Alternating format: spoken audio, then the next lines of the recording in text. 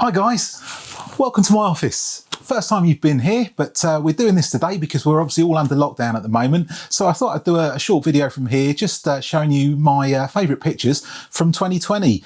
They're not necessarily going to be my best pictures technically, but the ones that really mean something to me, the ones that I've most enjoyed, and some of them obviously, you know, my better pictures hopefully, and hopefully you'll enjoy them.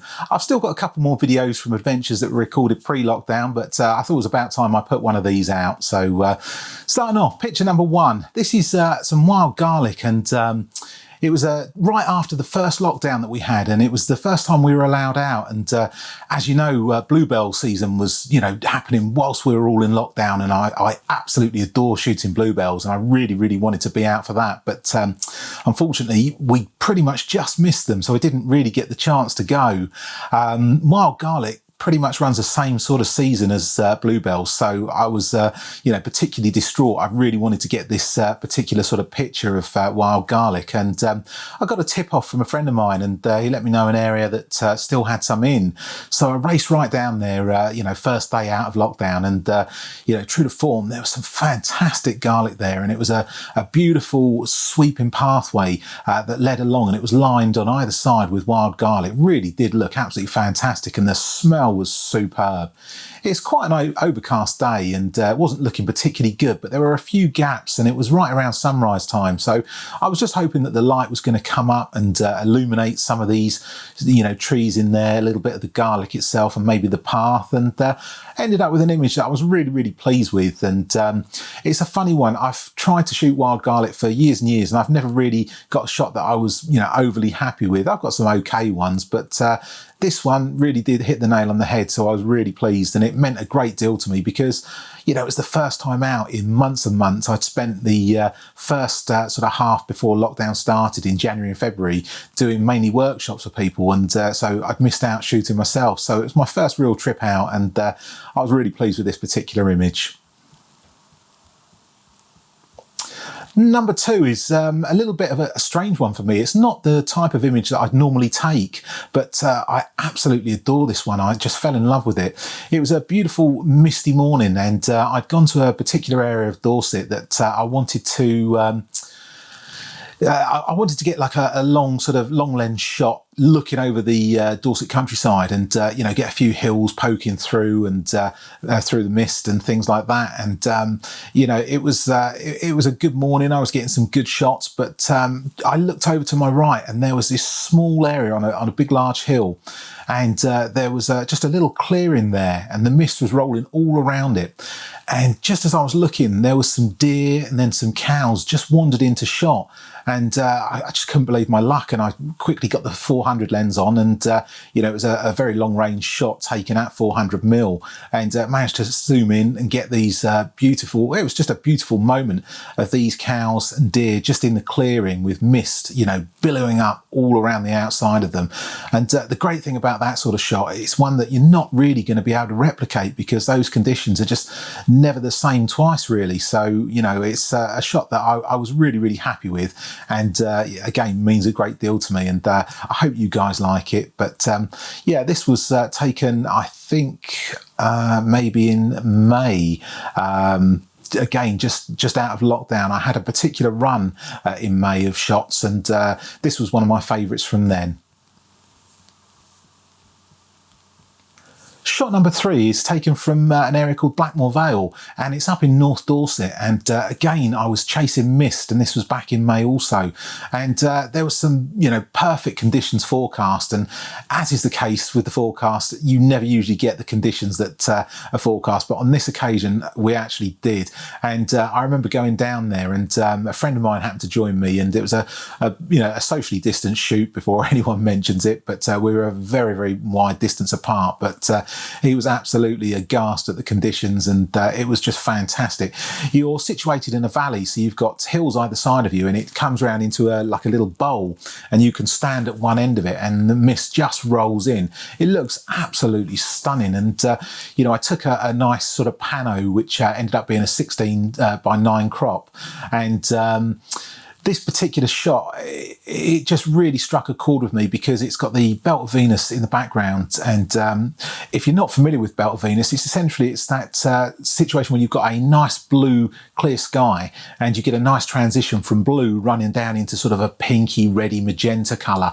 And it's just stunning to shoot. Light coming from behind you right onto that sky just at the point of sunrise. And it's a real favourite. There's two shots from this particular shoot that I really, really like. The second one is a much more minimal shot.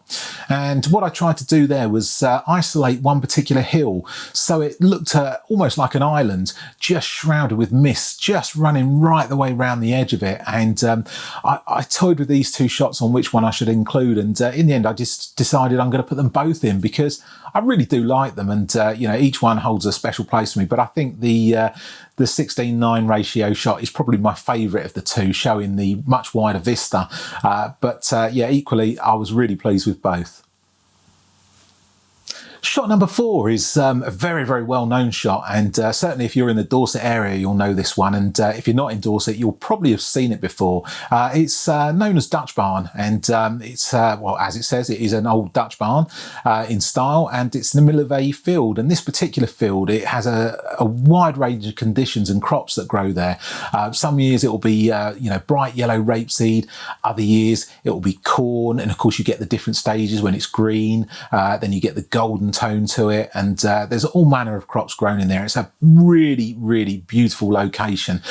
It's shot, as I say, an awful lot, very popular area, but I wanted to try and get something a little bit different when I went there.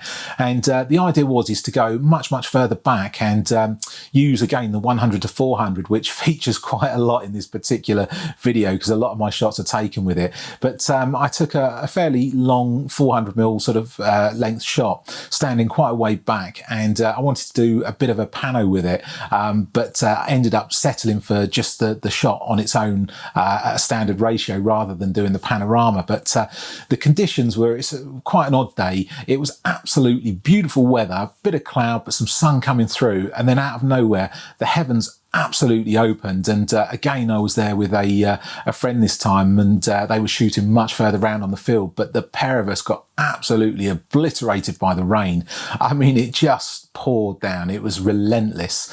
But, we both ended up getting a really fantastic shot. And with this one, I just waited and waited, and I wanted the light just to go on the rear bank of the field there. And it was a case of waiting for just the right moment to get that. But when I did get it, I was so pleased with it. And this is probably my favourite shot of 2020. And although I've had a few reasonable ones, this one really means probably the most to me.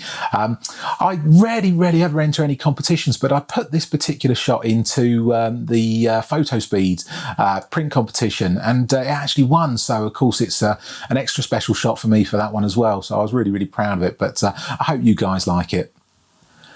Shot number 5 was, again, it was a shot that I hadn't planned and hadn't really gone out to shoot.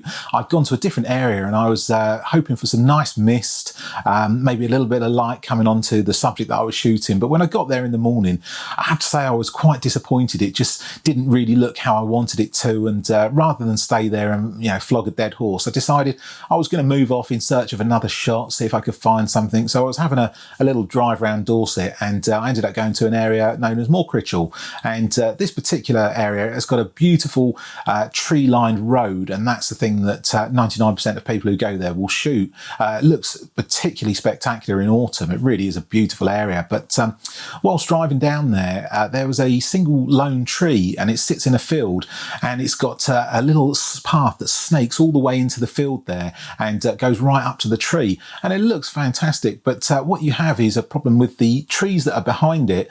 If there's no separation there, the shot just doesn't work. And I tried this shot numerous times in the past, and without any separation, it really wasn't anything particularly good at all. But this particular day, there was some fog rolling around, and it had just gone behind the tree. And as soon as I saw it, I just couldn't get out of the car fast enough. It was just a spectacular moment.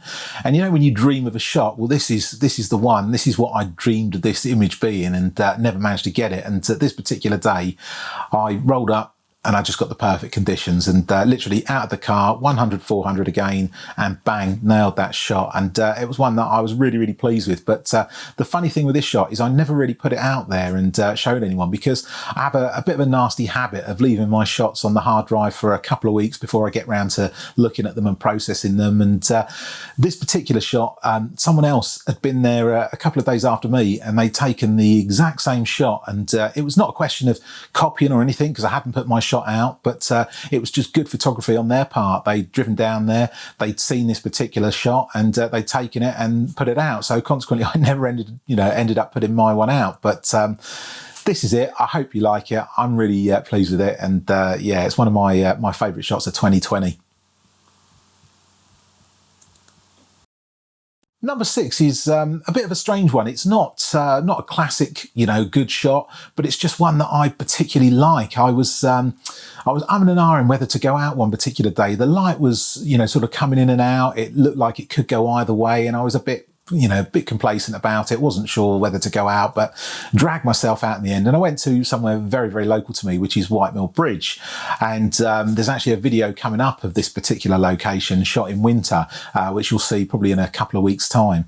But yeah, I went down there, and there was some absolutely stunning light just on this bridge. And what happens here is, as the sun sets just behind it, the light comes through and it illuminates the arches just on this particular bridge on the underside, and they take on a fantastic golden tone. They look so good. And I went down there hoping to get that. And as I say, the clouds were a bit 50-50, and so was I. But as soon as I got there, it just absolutely lit up, and it had this, really dark, brooding, moody cloud there. But everything around it was completely illuminated in the most beautiful low light. And I took a panorama of this particular bridge, and I was so pleased with it when I was done. It was just one of those shots where everything just goes right, and I'd gone out thinking that, can I be bothered? It was one of those. So it was a very rare occasion where things actually all worked out bang on, and I was really, really pleased with this final shot. So I hope you like it. This is Whitemill Bridge, and it's a panorama image. Shot number 7 is, I feel almost a bit guilty putting this one in. It's a terrible, terrible cliche, but it's Korff Castle in the mist. And Korff Castle's a funny one. It's I've seen it shot to death by everyone. It's one of those shots that seems to be on everybody's bucket list, and understandably so. I mean, it's a beautiful, beautiful shot. When you've got this stunning old castle just rising up through the mist, there's very few areas that can compete with that. It really is stunning. And although I've seen it, 1,000 times and probably shot it hundreds of times myself, it's one of those ones that I just never really get tired of. And if you're having maybe a bit of a hard time and shots aren't necessarily going your way, Korff's one of those go-to venues that if there's mist, you're going to go and nail an absolutely fantastic shot. And it just maybe gives you that little boost, that little bit of extra that you need just to get you back into things and really, really enjoying it again. So that was my situation with Korff. And I found myself in a little bit of a rut, and mist was forecast. And I thought, well, I'll go to Korff and, try and snap some pictures down there. And I guess the one thing that's good with Korff is, even though you've seen the picture so many times, the mist patterns vary so much. So no one picture is really the same. So despite the compositions all being very, very similar, you can get something completely different with it. So this is my take on Korff Castle. As I say, it was a gorgeous morning, and I got this image. I was waiting for the light just to come up, so it hit the castle just on the side and illuminated that. And I wasn't really interested in a sunrise or a sunset image with it.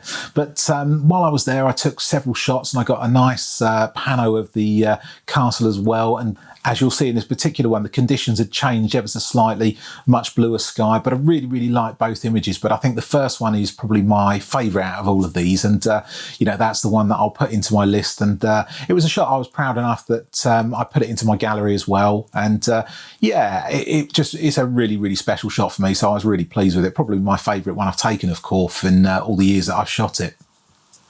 The next one is a real labour of love, and there's a bit of a tale that goes with this one. This year I spent far more time being focused and targeting specific shots rather than not knowing where I was going to go each weekend and, looking at the weather and making a decision. I decided at the start of the year that I'd give myself a target to get certain shots and work towards those, and keep returning until I got the shot that I want, obviously conditions allowing. And Old Harry Rocks was one of those locations. I'd got some really nice shots at sunrise. I got some decent sunset shots as well, but I just knew I could get something a bit better, and for some reason it was a bug. It just really got me, and I really wanted to go back there numerous times, just to make sure I got something that I thought was the best shot. So the shot that I originally went for, it's beautiful. You've got Old Harry Rocks in the background, and just in the foreground you've got some really nice beautiful flowers. And I'd done this shot, as I say, 5 times before. I'd gone to try and get this shot, and each time conditions have been forecast to be perfect. And it's quite a long walk. It's about I think a mile and a half down to Old Harry, and when you're carrying all your gear, it does become quite a long drag, so you want to get a result out of it. And I'd done it 5 times before, all within the space of about 2 months, because the sun was coming up just in front of it, which is where I really wanted it for this particular picture. And I've been unlucky with the weather. It had just not gone my way at all, and it was incredibly frustrating. And on this last particular occasion, I very nearly didn't go. I looked out the window in the morning and the cloud was a bit sort of dark and overcast, and I didn't really think it would go, but I gave myself a bit of a kick and ended up going down there. And as I was walking down to Old Harry, when you just get that sense that it's all going to go off, and I could just see some colour forming in the clouds in the distance, and the feeling of excitement was really building. But I've been in that situation before and got let down at the last minute, so I was a bit 50-50 on it. But I got there and I just knew it was going to happen, so I set myself up, and really rarely for Old Harry Rocks, I was the only person there. And I love moments like that, not because I'm antisocial, but you can't beat having a place to yourself. It's lovely to share it with someone, but on this particular occasion, this was a shot that was personal to me, so I was so glad that I had it to myself. I took my first shot, and again, I was really happy with it. That was the shot that I went for. But I decided to move over just a little bit further to get the curve of Old Harry Rocks itself. And the beautiful thing with that is, because sunrise was happening, the sun was slightly further round to the right than I originally wanted to shoot it. But what that meant was all the light was coming in, and it was all congregating on the rocks right in front. And it's an old chalk stack, so of course it glows up an absolute treat. And you've got some nice little sort of daisies and flowers in the foreground. So it really, gave me a nice image. The sky's quite moody, and I think probably this is one of the very few times that I shoot a sunrise or a sunset for my images for 2020. I really, prefer to concentrate on light going on the subject rather than shooting the light coming up. But, I do love a sunrise or a sunset, and this is one of the few occasions that I went out and actually nailed that this year, and I was really pleased with the final shot. The second shot's definitely my favourite out of the two. Let me know, which one did you guys prefer? Okay, next shot. It's again a bit of a unique twist on this one. Sturminster Mill is a very popular location, and it's on the River Stour in Dorset, and I adore shooting it. It really is a great location, but 99% of the shots are literally on the opposite side of the river, looking over to it. And there's some fantastic shots out there, beautiful misty moments with the river, nice frozen winter scenes. I mean, it really is a great location. But I wanted to get something a little bit different, and I planned this shot for about 3 or 4 months, and of course lockdown came back in, and I was unable to go and get it when the sun was in just the right position for it. And fortunately, just as lockdown ended, it was the first day out from lockdown for the second time round, and the sun was just basically going to come up on the opposite side of the mill itself. And my plan was that the light would hit all of the tree line behind it, not necessarily the mill, but it give that beautiful golden light and all the tone onto the foliage there. And I wanted to shoot it from a slightly different angle, so I've been spending a lot of time walking further down the bank, and there was a little bridge at one end, and you can stand on this and it follows the river all the way down, and it curves just towards the mill, and it allows the light to settle. So it was one of those shots that I'd not seen it before, and I wanted to try and do something a little bit different with it, and set up, and I had an absolute disaster. My camera decided to pack up on me as I was there, and the light was just starting to come out, and it was working its way down the tree line, and I could see it, and I knew I was missing a really good shot, and I was absolutely distraught. And all of a sudden the camera, it just fired back into life. I nailed my shot, and with that the camera packed up again, and I didn't even know if I'd got it on the memory card. And I spent the next half an hour with the camera coming on, going off, and it was just, you know, an absolute nightmare. But this is the final shot, and this is the one that I was really pleased with, and it was very, very trying circumstances, but it was a different take on a shot that you know, is very, very popular. I hope you guys like it. This was one of my favourite for 2020. I really, really love the shot. Okay, shot number 10 is again a fairly popular location, but shot from a fairly unique area. This is Clavel Tower, and it's at Kimmeridge Bay, and I'm sure most of you will know Kimmeridge Bay and will have seen the tower. I wanted to get a really nice picture of this tower, but I've shot it from where everyone else shoots it, which is Kimmeridge Bay, you know, numerous times. And I decided what I'd do with this one is I'd actually go to Wheelbarrow Bay, which is quite a way over, and go up to the top of Gag Cliff, and it requires a very long focal length. Again, we're shooting at 400mm, and it was quite a windy day, but it was very specific conditions, and I was really waiting for these. So as the light was coming round, it was going to shine onto the tower itself and illuminate that. But I needed a cloudy day, because what I ideally wanted was to have the light on the tower and then all the background in quite a dark shadow. And so I sat there for the day and, you know, waited for this light to come round. And there were several nearly moments, and didn't quite get it. And again, this was all before I'd really started putting vlogs out. But it was actually one of the first times I started filming the vlog, and the filming itself was an absolute disaster. So it never saw the light of day, but the moment itself was stunning. When the light finally came out, it illuminated all the front of the cliff edge, and it illuminated Clavel Tower as well, and then all of the back was just in a dark shadow, and it was just stunning. And of course, because the focal length was so long here at 400mm, it's an area that you don't see people taking shots from, so it gave me something a little bit unique, and I'm really proud of this picture. It's again one of my favourite of 2020, and I really hope you guys like it. And again, it's my take on an old classic, really. Just you know, same old location, but shot from a different area and given new life, I feel. But yeah, really into this one. And again, this earned a place in my gallery. I was really pleased with it. Shot number 11 was a funny one. I'd actually gone out with a friend of mine, and we were looking at shooting an area called Broad Bench, which was down as part of the Kimmeridge area, and gone round there was some nice cloud. It looked pretty good, and whilst we were there, it just disappeared, and it ended up in a total blue sky. And you know, the session was basically enough to finish and call time on, really, because we just knew nothing was going to happen in that particular direction.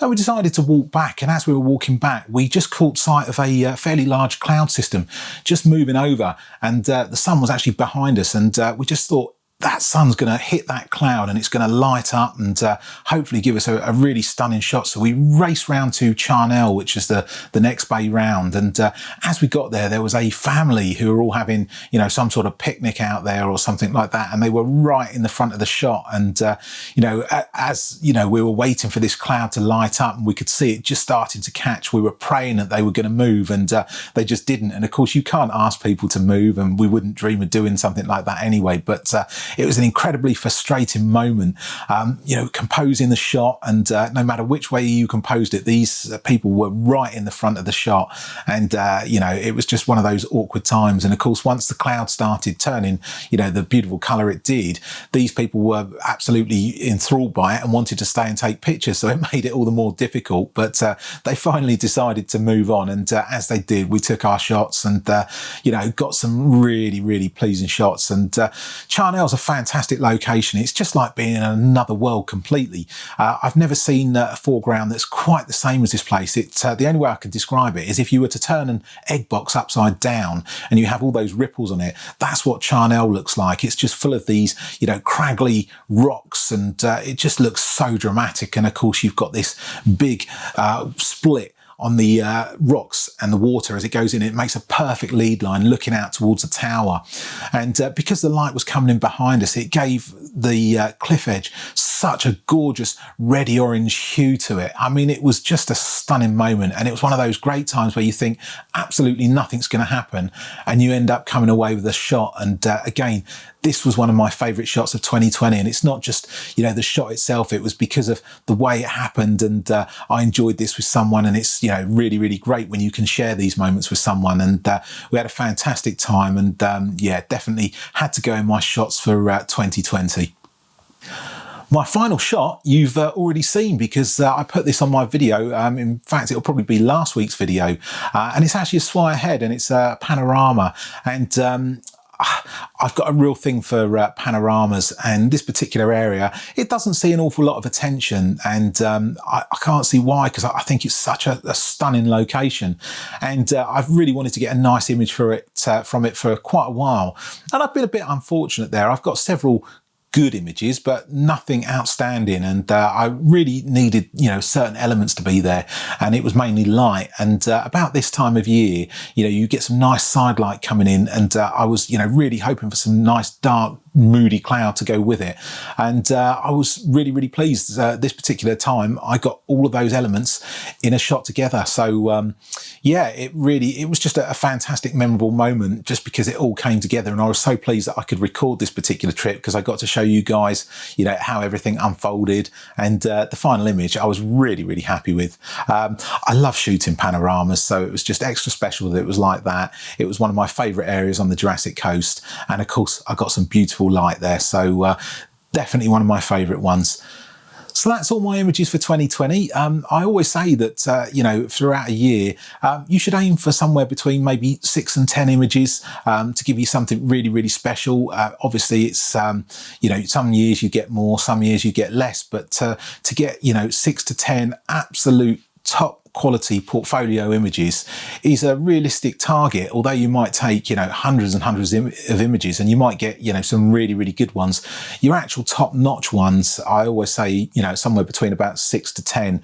And I was really lucky this year. I got 12 images, and in view of the fact that we were locked down for the vast majority of the year, I think I've had a really good outcome there, so I've been super happy with it. Some years I've shot sort of more, some years I've shot less. It just depends on how it goes, but this year, despite all the challenges that came, I got some images I was really proud of, and I really hope you guys like them too. So thank you so much for joining me. I'd love to hear from you guys. Which image was your favourite, or is there any that you just really didn't like at all? And where was your best image from? Let me know in the comments. It'd be great to hear from you. As always, guys, I'd really appreciate a like, a comment, even a subscribe if you don't already. Just don't forget to hit that notification bell, and you'll get a notification every time I put a video out. There'll probably be a few more of these studio videos coming up, because obviously whilst we've got lockdown and we can't go out, there's very little else we can do. So stick around. I'm going to do a couple of giveaways with some prints, and hopefully in the next few weeks I'll have a video coming up on the best printer paper to choose for landscape photography. So if you're into printing, that one will be well worth watching. Great to see you all again. Thank you so much for joining me. I'll see you next time. Take care.